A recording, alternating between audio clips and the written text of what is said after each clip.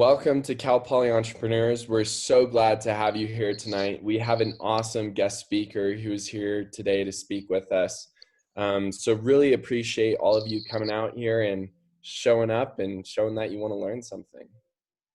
So today we have Eugene Chen, who is an entrepreneur, CEO, venture capitalist, and innovator. He's been involved in the medical technology industry, and we're super lucky to have him here. One of our officers, Allie Jolson, organized to have him here. So if you can give her a big thumbs up, I'm sure she'd appreciate that. Sweet. Handing it off to Jack. Yeah, what's up, guys? So just like last week, we're out here doing everything we can to make sure that you guys are staying super stylish in your quarantine. And so we're dropping a new hoodie this week. So, and this is that hoodie. So if you're interested, if this looks like something that you would rock, which I sure hope so, then go ahead and hit that link down there or type that in. And that'll be an order form, and you can order this limited edition hoodie from CPE. And then, yeah, $49, but the style and the compliments you'll get on it are priceless. Jack, I don't think I could have sold it better. Thank you. Nice. Well, I hope we get some buys so we can support all our different entrepreneurial endeavors, right? I sure think so. All right. And Madison has an announcement as well. Yeah. So there's also an option for you guys to win a free hoodie. And it's just basically a raffle. So all you have to do is subscribe to CPE's YouTube channel. So I will put that link right here in the chat. So you just subscribe and then pick any video on the channel and comment your most inspiring takeaway from any CPE meeting. It can literally be anything on any video. And then next week, we're going to pick a random comment, and that'll be the winner, and we'll announce it in next week's meeting. So yeah, get psyched. Awesome. And Madison, what can people find on our YouTube channel? And oh yeah, our YouTube channel has, first of all, has all of our meetings. So if you ever miss a meeting, you can go and check up on that, and they're all recorded from Zoom. And it also has a little bit about all of the board members. And so if you want to find any fun facts and get to know us a little better, there's that on the YouTube as well. And there's more stuff to come. So subscribe, it'll be awesome. Awesome. Thank you, Madison. Real quick, if we've already subscribed and left a comment, can we be entered into the raffle? Yeah, just leave another one on something that's that inspiring takeaway. All right, beautiful. Yeah. I can tell that Sam wants a sweatshirt. I do want a sweatshirt. All right. And next up, we have Jack Cole, who has a new project that he's working on, and he's going to be sharing with us today. What's up, CPE? Thanks, Alistair. Thanks, guys, for letting me pitch real quick here. Just wanted to reach out. I know this is a group of really driven people centered around entrepreneurship, and we're creating a really cool community outside of Cal Poly that's bringing students in from all across the nation who are focusing on entrepreneurship, and they really want that to be their main goal going forward in the coming years graduating from college. And so if you guys are interested in joining this group of other driven people, I'd really love for you guys to join. I'll put the link in the chat. And I think it's a great opportunity for people who are interested in entrepreneurship. Awesome. And what's the goal of the group? To bring people together? The goal is really to bring people together, but also we're focusing a lot on tangible action steps that people can take to really find success, whether it's on a small scale, whether it's finding what you're interested in to start a business, what you're passionate about, how to scale that, and tangible marketing tips as well as mindset stuff to really get to that next level. Awesome. Thanks, Jack. Well, Yeah. Consider me a member. Does anyone have any questions about the Freedom Runway? All right. And then we're going to move on. So upcoming meetings, we only have 2 meetings left after this one. And I have to say, they're going to be some of the best meetings of the entire year, including this one. So next meeting number 8, we're going to have 2 guest speakers, Michelle Scalero, who's a realtor, who's going to be talking about defining your value proposition in prospecting. And we're pairing that with someone who from Hydro Flask. His name is Jason Valdez. So hoping that he's going to talk about how do you go about designing products that people need and that they want. And then our last finale meeting for the 2020 school year is going to be with Scott Bradley. He's a musician and founder of Postmodern Jukebox. I'm sure some of you have probably already seen some of his videos that I've shared in our other meetings. I highly recommend a almost like TED Talk that he did. It's on YouTube. It's at a university. He's an amazing speaker, has a great story, and that's going to be in collaboration with the CIE, the Center for Innovation and Entrepreneurship, and the Cal Poly Music Department. So definitely don't miss any of those meetings. All right, and Allie. Yeah, so I'm just going to introduce our guest speaker, really good family friend of ours, and very involved in the healthcare industry and just really involved in entrepreneurship, and we're excited to have him. So that's about it.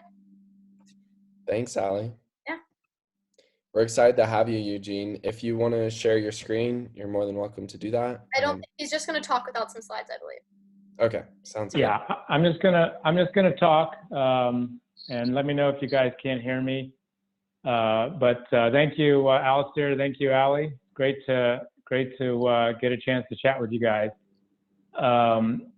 So just by show of hands here, I take it you all want to be entrepreneurs. Just who wants to be an entrepreneur? All right, so most of you guys want to be entrepreneurs. So I love the word entrepreneur. I character myself as an entrepreneur. I've been a venture capitalist. I've been an inventor. I've been a CEO. I've been a founder. I've been a registered investment advisor. I've been a board chair. But really, the word that captures my fancy the most is the word entrepreneur. So interestingly, the word entrepreneur actually started back in 1800, and it comes from a French word that really is about, the definition is about undertaking an adventure. That's not the exact translation, but that's my translation of it, is undertaking an adventure. And really, the idea is to take resources that are applied to one place and to make a more efficient way of applying them to somewhere else. So that may not be kind of your classic way of looking to be an entrepreneur, but it's really being inventive in taking this idea of resource allocation in the way the status quo is done and changing it to be something else. So that's kind of what we're going to talk a little bit about. I was in your exact shoes a long time ago. You can tell by my gray hair, it was quite a while ago. But I was 21 years old when I started my first company. It was a healthcare company. I was a biomechanical engineer, and I started a company called BioFlex. And BioFlex was a company that created knee braces. And so, like you guys, I was in school. I created this company, and I wanted to be a millionaire, and I thought I had all the answers, and I went forward. And I'd love to tell you guys that it was an amazing ride, and it was a truly success story, but it was not. It failed. But there's a lot of lessons to be learned in that, and that's what I want to talk to you guys about. So from that point in time till today, when I run a company called Camino Innovation Holdings, where we have about half a dozen companies that we manage in genomics and medical technologies. I've seen a lot of things along the way. I've seen a lot of companies succeed. I've seen a lot of companies fail. I've had some successes myself. I've had probably a lot more failures than successes, but that's kind of the ride and the adventure of entrepreneurship. So Allie, I just want to thank Allie again. She's my little hero here in Carlsbad, going to be the next great entrepreneur. And I I shared with Ali, I said, okay, so what do you guys really want to hear? And I said, maybe I'll just share some of the learnings that I've gotten along the way. So I boiled it down to 5 areas, 5 stories I'm going to tell you guys. And then I don't know how long that'll last, and hopefully we'll have some time at the end of this, and then you guys can ask some more specific questions about being an entrepreneur. Okay, so the first story, and the first title of the story is called Sculpting Fog. So imagine you guys are heading out on this journey, and suddenly it's fog bank comes upon you. And so you don't know what the future looks like. You don't even know necessarily what the next step is. You don't know what's in front of you. You have an idea of the map that you set out on, but you really don't have an idea of what's ahead of you. And so what do you do in the face of this fog? Because any entrepreneur who starts off, you may think you have answers, but things change. Things change quickly, and suddenly there's this fog bank that's there. So do you, by show of hands, step on the gas pedal as much as you can and go as fast as you can? Who thinks that's the right way to go? All right. And who thinks you should slam on the brake?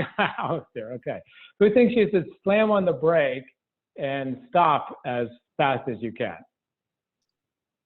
Okay, well, clearly that's not the answer either. But in many cases, that's really what happens as an entrepreneur, because you suddenly face these challenges. And so what do? You thought you were going at a certain speed, you wanted to go at a certain speed, but you can't really go at that speed. So the real trick to entrepreneurship is to kind of say, okay, I want to go fast, but I can't go too fast, and I need to make sure I'm going at the right speed. The trick is, how do you know how fast to go? And that's really this gut feel of being an entrepreneur. Now, when I started, like I said, with this company BioFlex, we went very fast. We were going very fast, and we went and had we negotiated a deal with a company called McGregor Sporting Goods.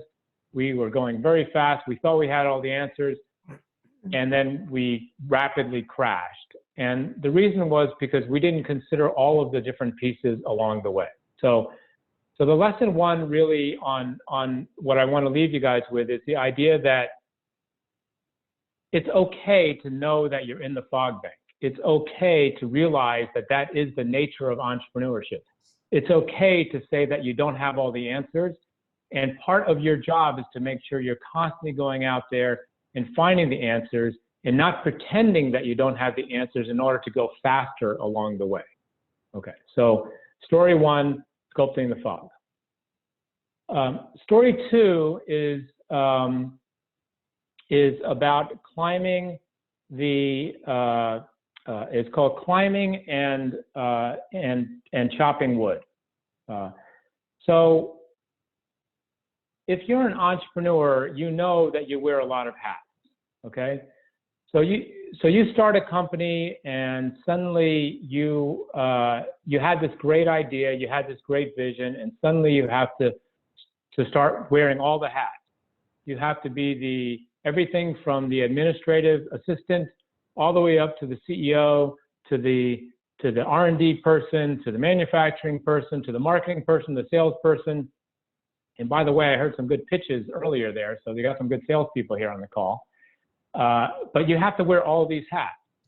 So that's like going through the forest, and you're in the jungle, and you've got a machete, and you're just chopping wood. You're chopping, you're chopping, you're chopping.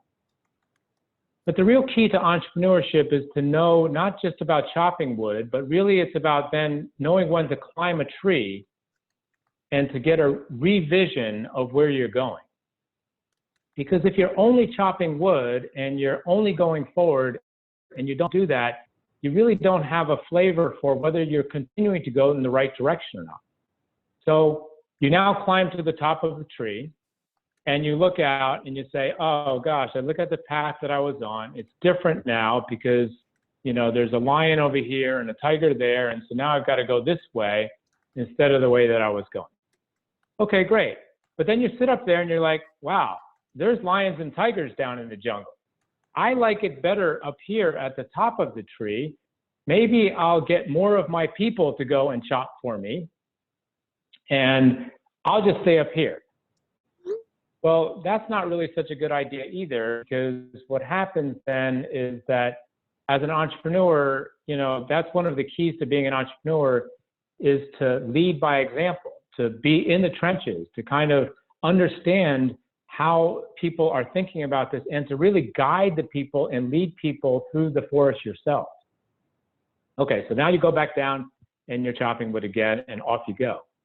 So the real second key to success falls in the category of not just can you chop wood quickly or can you climb quickly, but the key really is to know when to climb and to know that the speed at which you constantly go up the tree, back down to chop wood, up the tree to chop wood, and back down again. And this process of going up, looking out, seeing where you're going, coming back down, knowing now new wood to chop, that process is probably one of the single biggest keys to success. Because just remember the journey that you set out on, the initial journey that you defined, the business plan that you wrote, the things that you were awarded for, the story that you told to your investors. Rarely is that path that you are on the same path that you will finish on. And your ability to change course quickly, your ability to pivot and to understand when is the right time to pivot, how to pivot, and how to move on, that is probably one of the most successful things to being a good entrepreneur. Okay, so that's lesson number 2. All right, let me see here. Lesson number 3. Lesson number 3 is really all about understanding that cash is king. So when you are starting off, you kind of put together a plan and you say, this is how much money it's going to take. And the classic kind of, you know, business plan will say, okay, well, I'm going to find friends and family money, and then I'm going to seed stage this money, or I'm going to find some grant money, and I'm going to go forward. And then I'm going to raise some money with maybe an investor, and then I'm going to get some milestones, and then I'm going to raise some money from another investor, and I'm going to kind of continue on this path forward. And the challenge of this really is the fact that, again, because you've been going up and down this tree very well, and you've been looking out and it is constantly changing, you kind of say to yourself, okay, how do I make sure that I'm managing this triad of financing the company, finding enough money, reaching milestones operationally, getting things done, and making sure that I'm staying in tune with the customer and knowing what products that I want to sell to them. So this triad here is a constantly revolving story of understanding which one of these things are you going to actually put as the priority over another. And the key really is that at any point in time, you're going to think to yourself, okay, speed is more important than money. Or another time you're going to think, oh, well, I'm just going to go, you know, and time is more important than anything else, and I got to go really fast. But I just want to warn you that cash is always king. If you look through your planning and you're constantly looking at things, you know, and many of you guys will be more adept at sales. Some of you guys might be more adept at engineering. Some of you may be more adept at marketing, branding. You know, you all are very, very smart. Some of you may be more adept at finance. But the fact is that whatever you're adept at, you have to always make sure that you realize that cash is the most important piece. Whenever you need the next dollar, that's who has control over your company. So everyone worries about the fact of how much of my company am I going to give up? Do I own 50% of my company? Do I own all these things? But the reality of it is that that's really not the key question. The key question is, when am I going to need my next buck and who am I going to get it from? And so just make sure you always know that you need to make sure that you watch those dollars very carefully. And you make sure that you always have a plan for where you're going to get that dollar, and that dollar is a friendly dollar and not an unfriendly dollar. Because the key is to make sure that you hang on to those dollars along the way. Okay? So that's my lesson number 3. Okay. Lesson 4 is really about leadership. The title of the story is Lead Your Followers and Follow the Leader. Now, you guys are all young and clearly leaders in your own right, in taking the time to have an interest in entrepreneurship, wanting to have a vision to take on something, to take the path less traveled and to innovate something new. That in itself is leadership. And you've all heard the old adage of making sure you surround yourself with other great people. And I think, you probably are very good at hiring other people or surrounding yourself with great people, because leaders attract other great people. And so I'm sure in each one of the things that you guys want to pursue, you will not have a problem bringing other people that are great people around you. But the key question, though, is, are you willing to not just lead your followers, but are you able to follow the leader? Are you able to take a subservient role and play the role of making sure that the folks that you surround yourself of can actually take a leadership role? This is a very easy thing to say and not such an easy thing to do. Because if you think about it, you're the one who's out front as an entrepreneur. You're the one who's got the vision. You're the one who is out there telling the story. You're the one who's, on a day-to-day basis, thinking and visioning and thinking about where this thing is going to go. But every great company, and if you look across the board at all of the great companies that have made it, and most of the ones who even haven't made it, have realized that no great company succeeds by one single person. And the key really is to make sure that you actually are taking a kind of a servant leadership kind of position. And servant leadership is a very difficult thing to do. But in my companies that I've created, I've always said to people, look, my job is basically to create a process where leadership can flourish within my organization. If I have people who know that they are not only the best knowledge in a certain thing, but that they actually have ownership, that they control something, then they, in essence, are entrepreneurs in their own right. In each area that they manage, they are entrepreneurs in their own right. So I look at it and say, if I have a customer out here, and I can connect that customer all the way back to a person within my organization who is not customer facing. Maybe it's an engineer. Maybe it's a manufacturing person. Maybe it's a person who works in the office. If this person here in mental state can connect themselves to that customer, and if that customer can actually realize that every single person along this path can actually understand that customer the way that this person understands that customer, then in essence, you've done your job as a servant leader. So remember, you always want to make sure that you take the time to follow the leader, lead the followers and follow the leader along the way. Again, probably of all the things I'm talking about, it probably sounds the easiest and it's probably the most difficult thing to implement.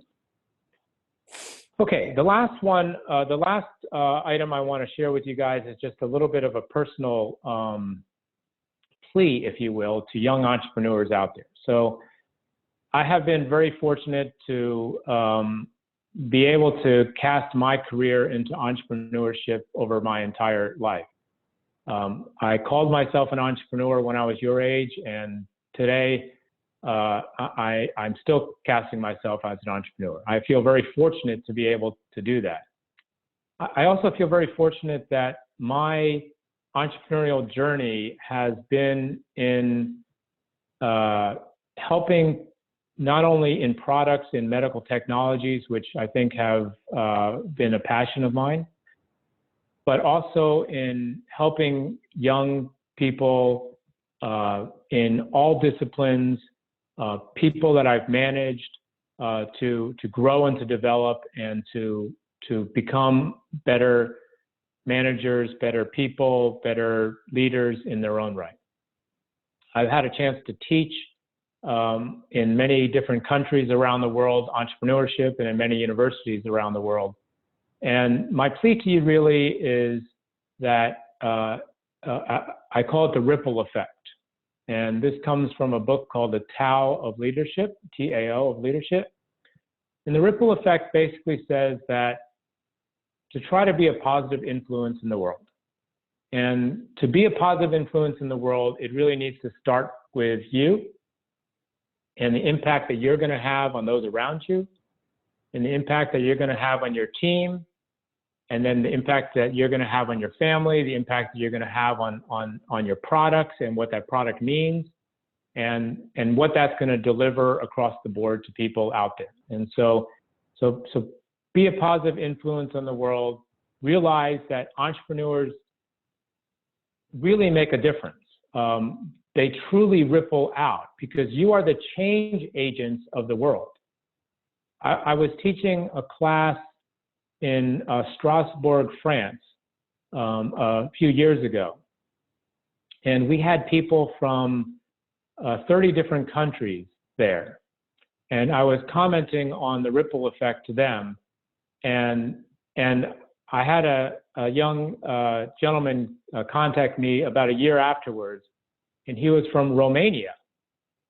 And he said, I want you to know that the story about the ripple effect really hit home for me, because in Romania, there is no entrepreneurship. It almost doesn't exist at all. But for me, I have come here and I have realized that I can make a big difference in my country. And so I have this unbelievable passion to become an entrepreneur and to stay being an entrepreneur. So I just want you guys to realize that here in the US, we're so fortunate. We have this amazing culture of entrepreneurship. We have these amazing resources of entrepreneurship. You will face setbacks along the way. I guarantee that. Don't worry, we all fail. I've done it many times, and I've gotten right back up and go forward again, and just continue to go forward in your journey of entrepreneurship. So those are my 5 general lessons of entrepreneurship. I'm sure you guys have lots of more detailed questions and things that you may want to talk about. But Ali, I'll leave it at that as my overview. Thank you so much, Mr. Chen. That was awesome. Are you good if we just ask you a few minutes of questions? Yeah, I'm good. I'm good. You guys can go ahead.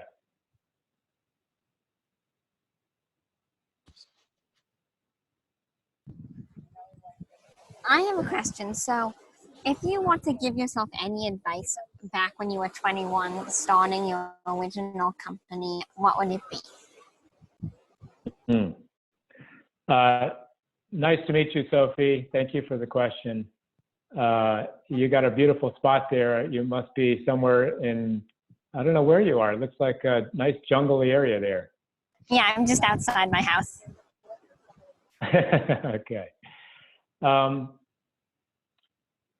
Look, I think what I would tell my 21-year-old self is that the journey is worth the journey. when you're your age, you think that the purpose of being an entrepreneur is to win, is to succeed, meaning to make a lot of money, to sell a company, or to have a product out there that meets a lot of people's needs. And what I would say is that the real journey of entrepreneurship is actually who you become through being an entrepreneur. And that journey is well worth it, win, lose, or draw. The process of entrepreneurship and who you become, what you create is probably more important than anything else. The more specific thing I would tell my young self is that you have a lot less answers than you think you do, and to always be curious and to always ask questions, and to not be afraid to change quickly and to move in different directions. Thank you so much. That's great. I have a question. So was there ever a moment in your life where you were kind of debating between going the entrepreneurial route and starting something on your own and maybe doing something else, like going to work for someone else, or I don't know, any other Sure. option? Yeah, so I'll tell you a story, Alistair. Thanks for your question. I'll tell you a story. So this first company, BioFlex, when it failed, it didn't fail quickly. It failed slowly, like most companies do. And so this is an interesting story because it kind of matches the times that we're in today. So there was something called Black Monday that Ali's dad will remember here, but you guys, the rest of you guys won't remember. But it was a day when the stock market really crashed down. And on that day, I got a phone call from McGregor Sporting Goods saying that they were going to cancel the deal that we had with them because they were selling off Rydell Sporting Goods, the helmet manufacturer, and that's who we had the deal with. And so my world turned upside down on one day. So for the next year, we tried to negotiate to get our technology back from them, and it was a long ride. And so in the process of that, I started stocking grocery store shelves in the middle of the night for a company called Procter & Gamble, which you guys might have heard of. It's a small company with 200,000 employees. And as things wound down at BioFlex, I actually went to work for Procter & Gamble. So I spent 5 years going from stocking grocery store shelves to doing sales and marketing at Procter & Gamble. And the looks I would get from people when they said, "How did you join Procter & Gamble?" was always a funny one as I moved up the ladder there. But there came a day when I said to myself, okay, am I going to become stay here doing sales and marketing at Procter & Gamble, or am I going to go back to being an entrepreneur? And I realized that, while I love the people at Procter & Gamble, while I love the training at Procter & Gamble, what I love doing all those things, I really, really found that my passion truly lied in going out there and being in medical technologies and creating this kind of things and being the entrepreneur that I wanted to be. And I haven't been anything but an entrepreneur since then. So I realized it was definitely worth the ride. Thanks. Yeah, I appreciate hearing that. I have a question. When you were talking about pivot points, could you give like a specific example from your experience? Sure. Hi, Camille. Nice to meet you. Thank you for the question. I could give you at least 3 examples in every company that I've been involved in. It's funny, when when we were, I teach this, I used to teach this course for about 7 years over in Europe. And we would take this group of people through this crash course of entrepreneurship in a week. And we would take people and we would say, here's a project you have to go on, go research the intellectual property, go find patents. And so we would teach them all day long, and at nighttime they had to work on these projects. Nobody slept at all for this entire week. And on Wednesday, we would force a pivot on them. We would find a patent and we would throw it at them, and we would say, well, sorry, that idea that you had, that whole creation that you created, that whole project plan that you did, we would kind of be keeping eye on what they would be doing with their project. And I'd be researching IP in the background. And I would throw a patent at them and I'd say, sorry, that path is blocked. You need to change course right now. What will you do? The reason, Camille, I bring that story up is because that's exactly what happened to me in a company. I had started a company called USGI Medical some 15, 20 years ago. And we had created a technology. We had gotten all the way to the doorstep of selling the company. We had term sheets on the table. We were talking, multi-tens of millions of dollars. And somebody threw a patent at us and said, sorry, deal's off the table. You need to, we're going away. We'll leave you hanging there. Now you've got to change directions on it. And we did exactly that. We changed directions. We rapidly pivoted.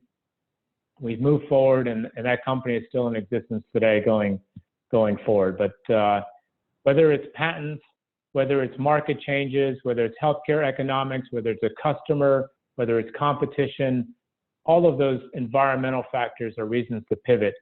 And it's probably something that you absolutely will, you hate it. You hate facing that day when you say, oh my God, everything I've done to date may not be the path I need to go down, but you've got to make that tough call and go a different direction. I have a question. What would someone working on a team with you say is your best attribute? Thank you for the question, Erica. Nice to meet you. Hi. I think I'm a good listener. I think that's what people would say. I think it's really important to give people space. Leaders, I said I like to create environments where people can thrive. And that doesn't happen by accident. You have to think about the environment you'd like to thrive in, and what would that look like, and how would they want to act in that situation. So for me, I would think that people would like to be heard. I think that people would like their ideas to be put forth. I think that they just don't want to say it once and then for you to shut their idea down and go forward. I think they'd want to hear you ask 3 or 4 more questions to learn more about their idea, to really truly feel like that you've gotten a great idea fleshed out. And then if you want to compare it to other ideas, if you want to help them correct it, if you want to help modify it, I think that's okay to do. But I think listening is probably one of the most important things. Thank you. I have 2 questions that I'll just say are relatively challenging and would love to speak to you some other time. But so I'm part of sales and obviously entrepreneurship. And so something I'm doing is building the technical skills, but I do not have the strong technical background. And you kind of were alluding to it more, having like the sales ability, the entrepreneurship ability, the ability to raise money. I'm just wondering, in your personal opinion, what do you find more valuable? The ability to kind of lead people well and have that sales, or having that technical background? Like, what would you, as an investor, more likely invest your money in? Thank you for the question, Nathaniel. Nice to meet you as well. I don't look. First of all, I've always, I believe very much in the VC comment that I would very much like to take a great individual with a semi-great idea than a semi-great individual with a great idea. I'll take that any day. And but I think it's also really important to know that each one of you are individual. And you just need to be more of who you are and not trying to be somebody else. Now, that's not to say don't go acquire new skills. And it's not to say don't improve upon your areas of weakness and only focus on your strengths. It's to say that you are who you are, and being more of that is really going to show your passion. And the one thing that truly does matter is passion. And I heard passion when I came onto the call here, and all you guys were kind of pitching some ideas and things. And, I mean, you got passionate about hoodies. I mean, it's awesome. So the real key here is that you can take who you are and just kind of make more of that.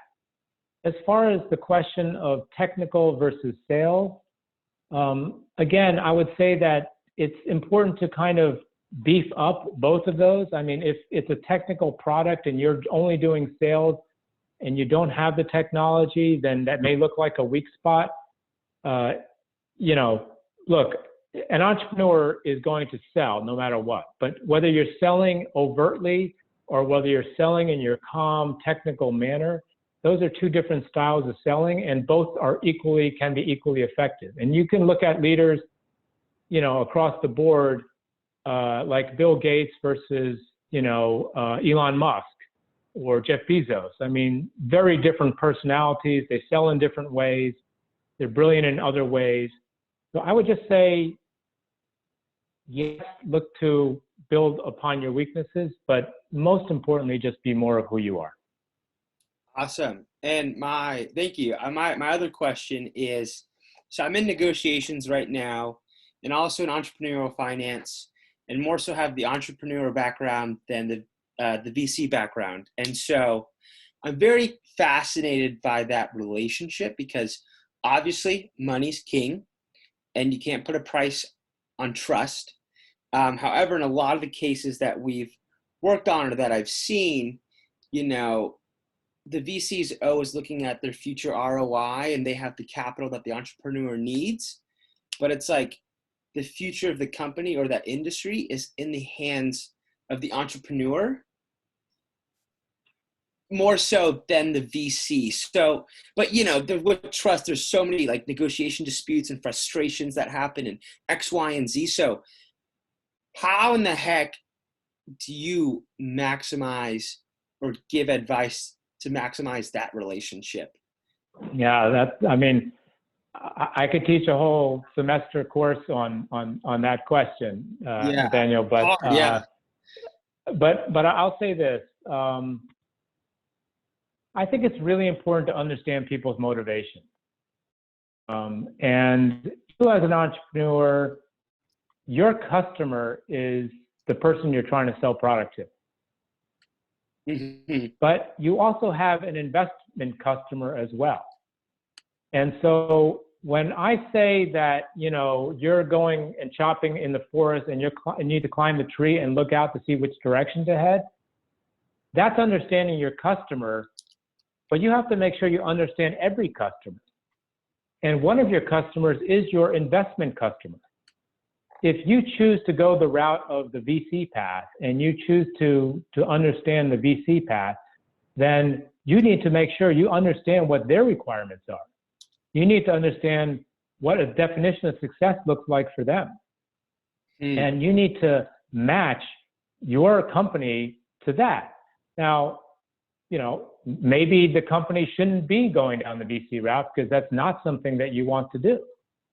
But if you choose to go down that path, you better understand that customer as well as you understand any other customer that you're involved in. And the typical customers are all the people involved in making decisions to buy your product, right?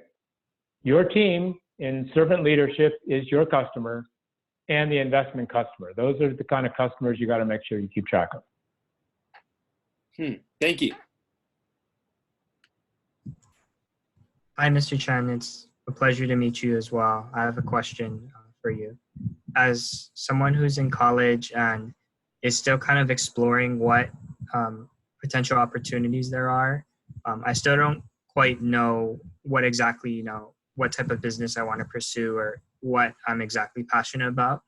Do you have any advice for kind of figuring that out? Nice to meet you too, Kaylin. Yeah, look, some people are fortunate. They have an idea, they have unmet needs, they have marketplaces that they fall upon or they just love and they pursue it. And some people want to be an entrepreneur, but they don't know what to do. I fall into both camps because on one side, I have products that, I'm passionate about and we're going forward with. On the other side, as part of Camino, we have a process we call the market finder process, where we actually go and talk to tech transfer groups around the country, at universities around the country, where we try to find ideas and we find inventors who have great ideas who want to team up with folks like us to do things.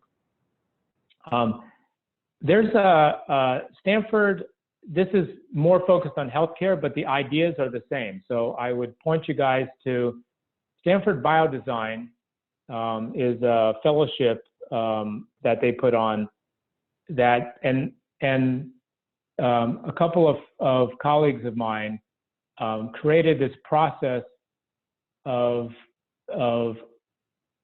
finding unmet needs. And it goes through a process of kind of needs finding, market identification, understanding the characteristics of what people are saying when the customer is saying one thing, but they're really trying to tell you another thing. It has a very detailed process laid out. And I would kind of use that as a guide, perhaps, and if you can't find it, then Ali can ping me and I can locate it for you guys. That's a great resource to give you a process to apply to whatever marketplace you're going after and to look. Before I forget, I also want to mention another book that is my kind of go-to book in the thought process. And it kind of goes a little bit to Nathaniel's questions, but it's more about the operating side of companies. And that's called 4 Steps to an Epiphany. And it's kind of a great Bible of entrepreneurship. It really lays out a lot of detailed thought process on stuff. It's not something you're going to sit down and read. It's more of a how-to kind of book, and you're just going to use it as a reference guide. But it's a great guide as well that I would point to. Thank you. Thank you, Eugene. We always appreciate good book recommendations. Sure, no problem. I think we have time for one more question, if anyone has one. I have a question. Thank you so much for talking to us tonight, Mr. Chen. I wanted to hear a bit more about your experience innovating in the medical device industry, and then what led you to investing in genomic analysis companies. Nice to meet you too, Clara. So yeah, medical devices are truly a passion of mine. I just think that the idea of being able to apply basic science to the medical field is truly one of those amazingly interesting things. I mean, the body itself is an amazing engineering machine, and to be able to kind of put technologies to use within the confines of helping people is a wonderful thing. So I have, I've been involved in creating a number of patents in medical technologies, but more importantly, I have found some very, very innovative engineers to work with. And the process of innovation in medical devices is really one of working closely with the doctors, with the physicians, and reading between the lines of unmet clinical needs. And if you can read between the lines of what those clinical needs are, and then finding novel solutions to it. But I think the real key to Aclara is here on one side is the unmet clinical need. Here on this side is a technical solution and finding intellectual property that is unique.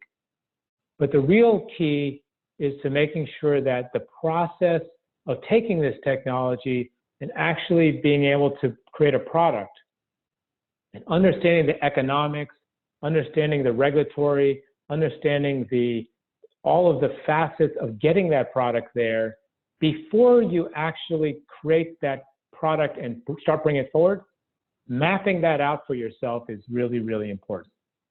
I have enjoyed that journey a lot, and there's three things that I'll just leave you with. One, intellectual property, intellectual property, intellectual property. There is no foundation of a medical device company without intellectual property. And so make sure that you truly take the time before you run forward and make sure that your patents are very, very sound. There's true value creation in the intellectual property you have. The second part of your question was about genomics. So I spent, some 20 years in medical devices, and then I took a look at the genomics field, of which I'm certainly not an expert. And I realized that this field was really moving along the same path as the medical device field was. And yet it was probably 15, 20 years earlier than the medical device field was.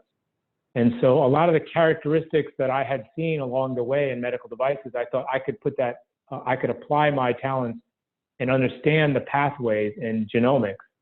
And so that's what I've chosen to do. And it's proven to be correct that pathway is a very similar pathway that goes along that way. Thank you. That was really helpful. I want to give a big thank you to Eugene for coming to speak with us tonight. And I also want to give a big thank you to Ali for organizing this. Eugene, it was great to hear from you. I think all of us can say that we learned a lot. Awesome. You guys, best wishes to you guys. And as I said to Ali, if you guys have any questions, you want to shoot them to Ali. I'm happy to try to take some questions and answer those as well. But if something comes up and I have another chance to speak to you guys, I'm happy to jump in.